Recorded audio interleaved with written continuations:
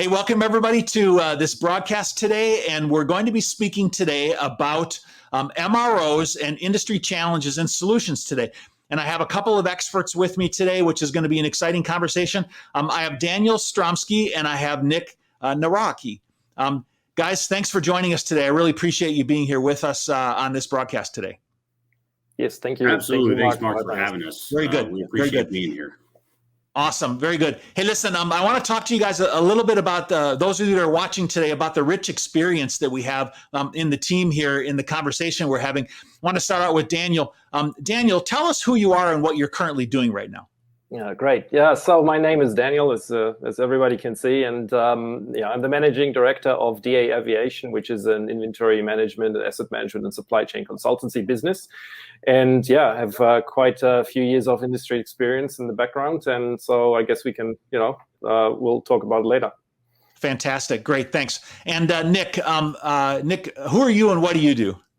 Yeah, so my name is Nick Naraki. As you guys can see, I work for Ramco Solutions, and I'm one of their project managers in the defense arena who implements their product within the field. Very good.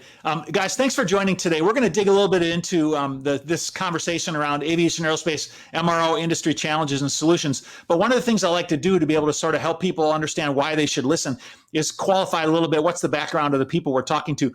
Daniel, tell me a little bit about your background and what you've done over the last few years in your career. Yeah, great. So, basically supply chain, aviation supply chain. Since I left high school, was logistics officer in the German Air Force, then was working for Lufthansa Technik in the aircraft component division, was selling power by the hour programs, designing the programs actually, making a suitable program available to the customers. Was responsible for the single component maintenance sales, and at the end of my career with Lufthansa Technik, setting up a component shop in China from the greenfield.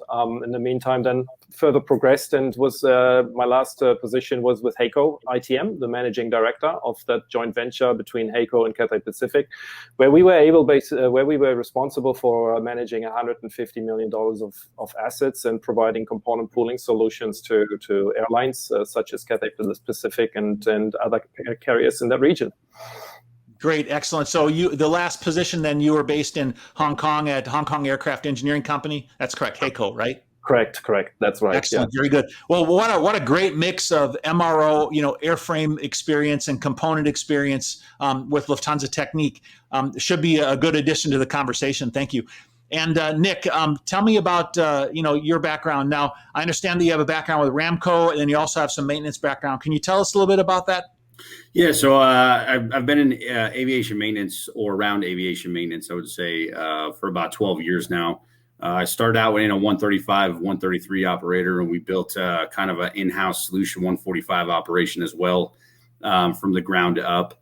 After that, I moved into some government contract work and some kind of working still within the aviation sector. And from that point, I went into RSC, Ramco Solutions Corp, for implementation.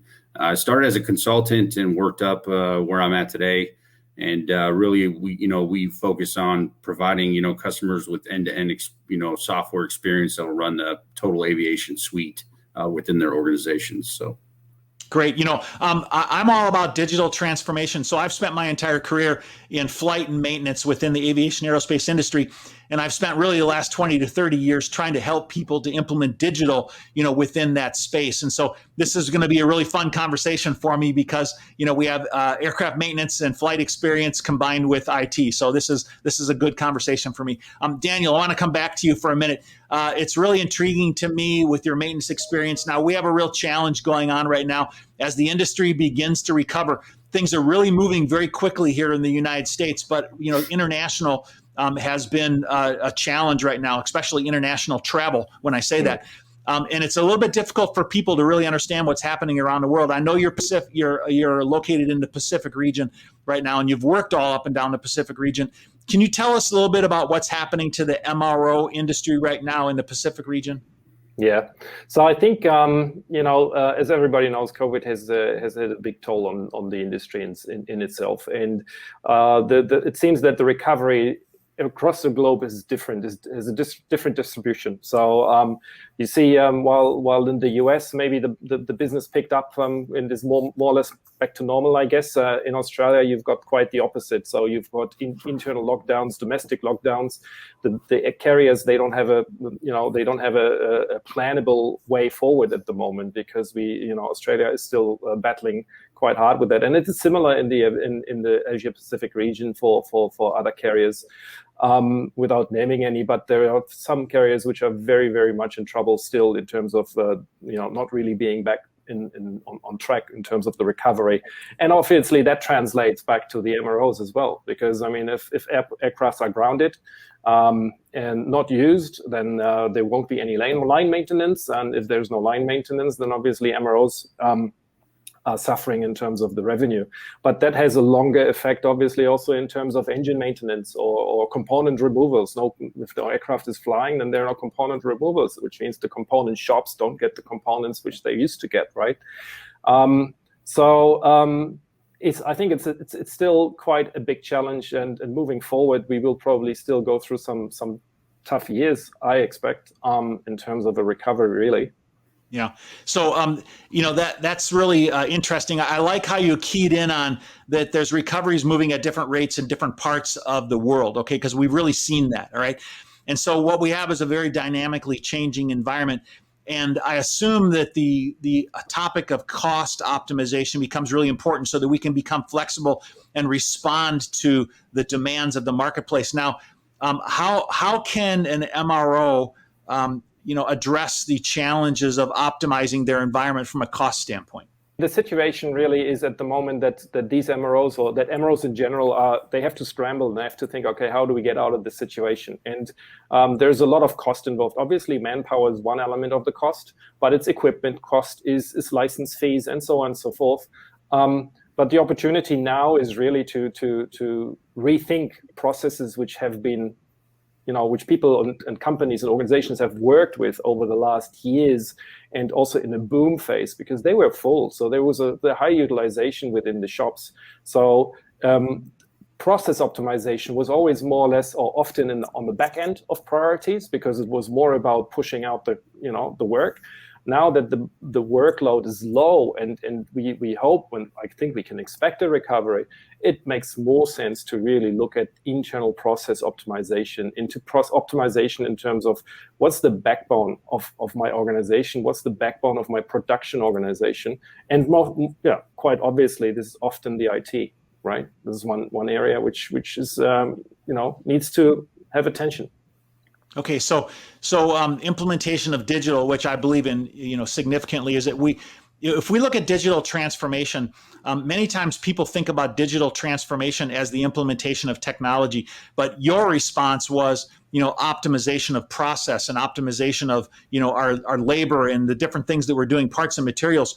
Now, how does the subject of IT fit into that? You brought up the word IT. Nick, how can IT systems and solutions assist in solving that business problem that Daniel was speaking to?